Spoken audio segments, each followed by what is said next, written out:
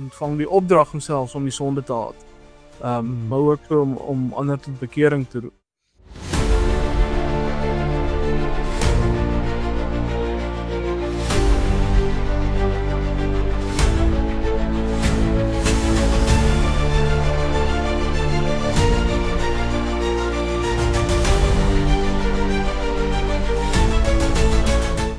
Goeiedag en welkom om die woord. En ons sê baie welkom ook aan Frikkie en ook aan Pieter.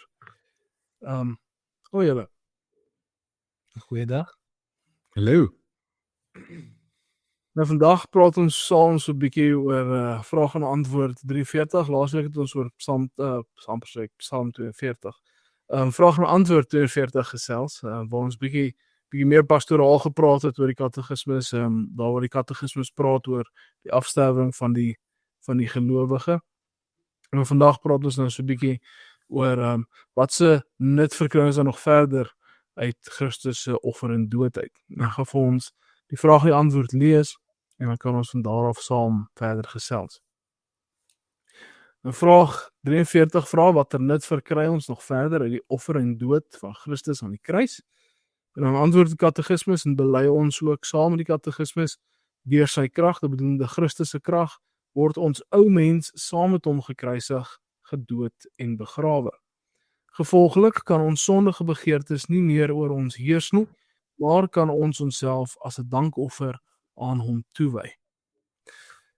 So ja, hierdie is baie troosryk, veral as ons kyk na wat ons laas week behandel het, is hierdie ook baie troosryk vir ons, aangaande die verdere nut wat ons verkry uit die offer en dood van ons Here Jesus Christus. As sien ook daar word gesê dat ons ou mens is saam met hom gekruisig, so ons ou mens het saam met hom gesterf, en so ook is ons nou nie meer oorheers deur ons sonde nie, maar ons ontvang nou Christus se heerskappy in die plek van ons sonde se heerskappy.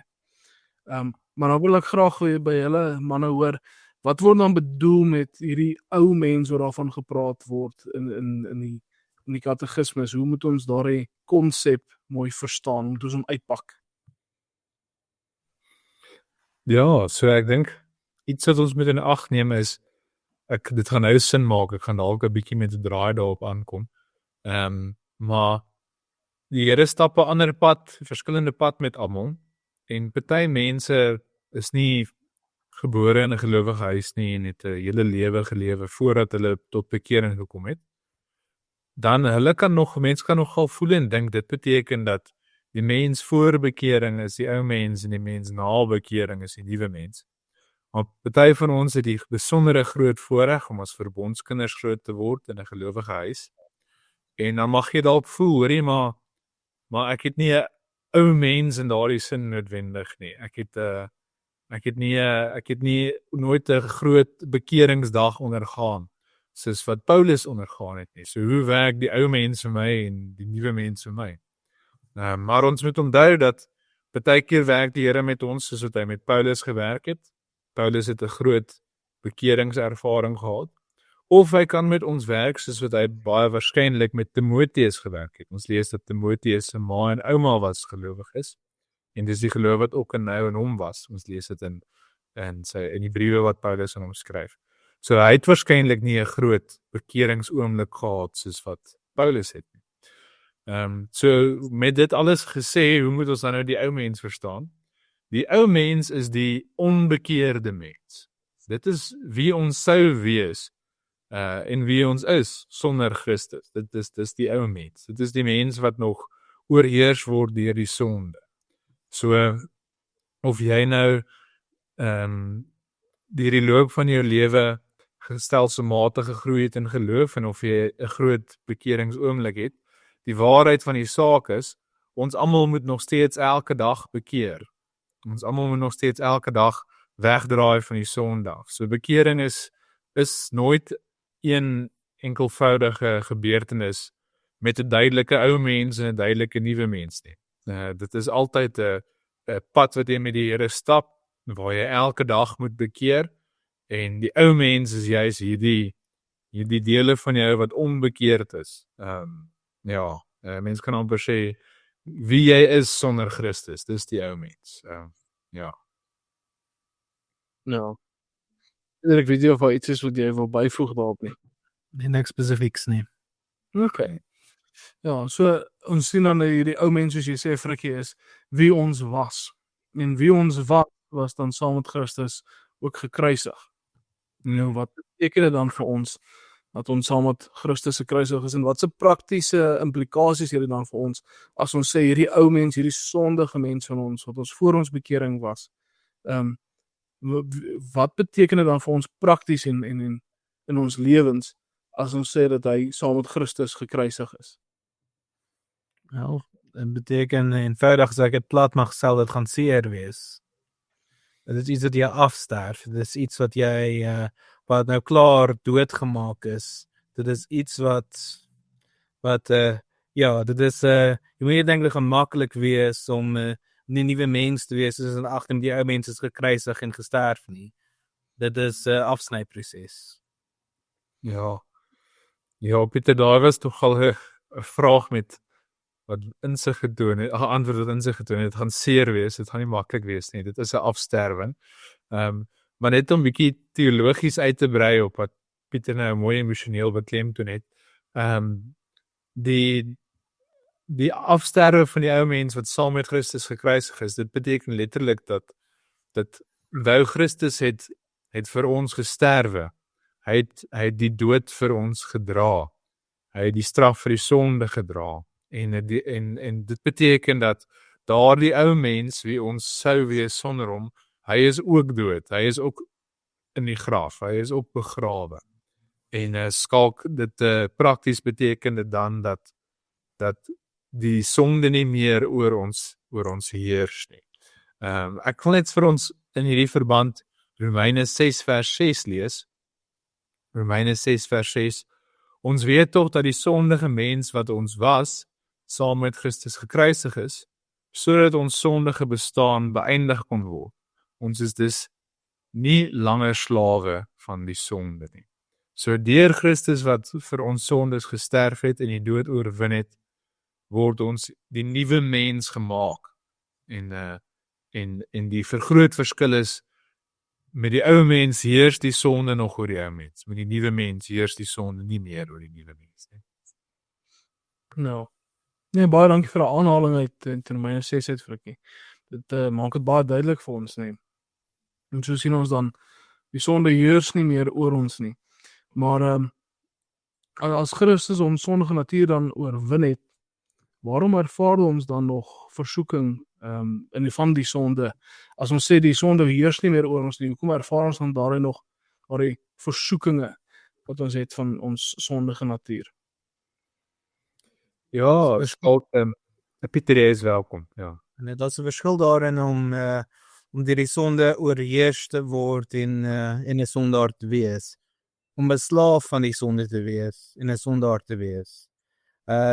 Dit beteken dat die sonde nie meer die finale sê nie. Dit beteken nie dat die sonde is nie meer daar nie. Ja, dit laat my dink aan ek en Alistair het een keer daarvan gepraat en toe sê Alistair nog iets treffends. Hy sê hy het gelees, ek kan nie onthou wie is die persoon wat dit geskryf het nie, maar 'n reformateur van een van haar naam. En die reformateur het toe gesê dat ons, net omdat ons nou gelowiges is, beteken nie dat onnoodwendig dat ons minder gaan sondig nie, maar dit beteken dat ons minder gaan wil sondig. Bedoelende dat ons gaan ons sonde raak sien en dit in belydenis voor die Here bring en die Here vir vergifnis vra en tot die beste van ons kragte en ook die kragte wat ons bid tot die Here om ons te bied sodat ons in dankbaarheid kan leef, gaan ons tot die beste van ons vermoë in dankbaarheid leef vir die Here. Nie om enigiets daai te verdien nie, maar omdat ons al reeds vergifnis van ons sondes verdien het. So, eintlik baie treffend, baie mooi gewees. Ekskuus, jy wil tog Ja, die baie treffende beeld wat ek al gehoor het, wat presies hierdie wat julle nou beskryf het so duidelik is. Die ou mens is soos 'n vark. 'n Vark is gemaklik in die modder en in die sleg en wil eintlik daarin wees, nê? Maar die nuwe mens is soos 'n skaap. 'n Skaap kan jy in 'n modderige plek sit en hy sal probeer om uit die modder uit te bly en probeer homself skoon hou en probeer op klippe staan of wat ook al. So dis juist die verskil is. Ons is nog steeds in die modder. Maar 'n vark is gemaklik in die modder en 'n skaap is ongemaklik daarmee en stry daarteen. En dis al 'n sterk beeld om dit te beskryf. Ja, nee, definitief. Ja, is nog interessant ook dat, soos jy nou noem, Frikkie, dat 'n skaap is ongemaklik in hierdie modder. So die gelowige is ook ongemaklik met die sonde wat rondom hulle aangaan. En haat die sonde. Ja. Ons ontvang die opdrag homself om die sonde te haat. Maar ook so om ander tot bekering te roep.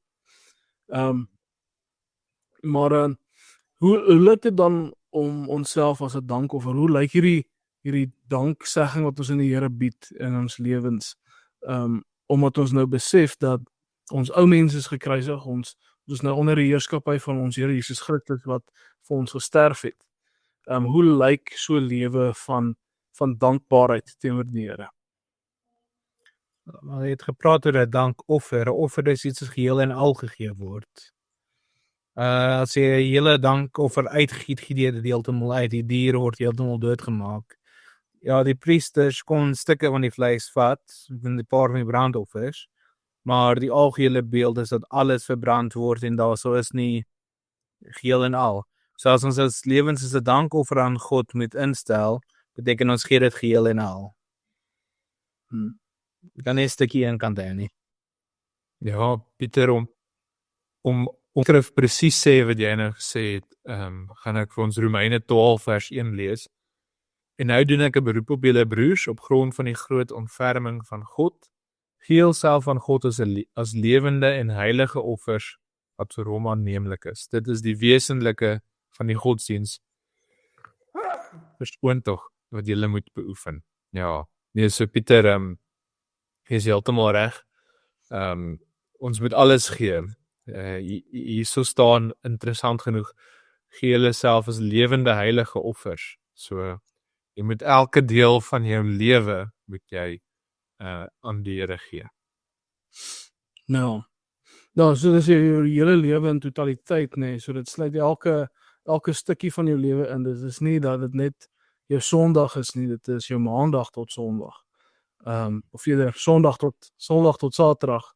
Ek probeer myself nog kry om hierdie idee van die week begin op Maandag dit reg te kry. So ons kalenders maak ons maar belei in ons denkpatrone. Maar, ekskuus, dis nou heeltemal kantaantekening. Maar ja, so ons moet ons hele lewens toewy aan die Here uiteindelik, nee. Dit sluit elke gedagte in, elke gedagte. Ek dink is John Owens wat gesê het dat elke gedagte moet gebonde aan God wees. Every thought should be bound to God. Dis heel treffend. Maar ek wil dan by julle manne hoor, is daar enigiets nog wat julle graag sal wil byvoeg of wil bysit? Dan laat ons dit daar staan. Baie dankie julle, baie kort episode, maar baie goeie en baie produktiewe een. Dankie. Baie dankie sê vir julle en dan ook baie dankie sê vir die kykers en luisteraars. En dan sien ons julle volgende week.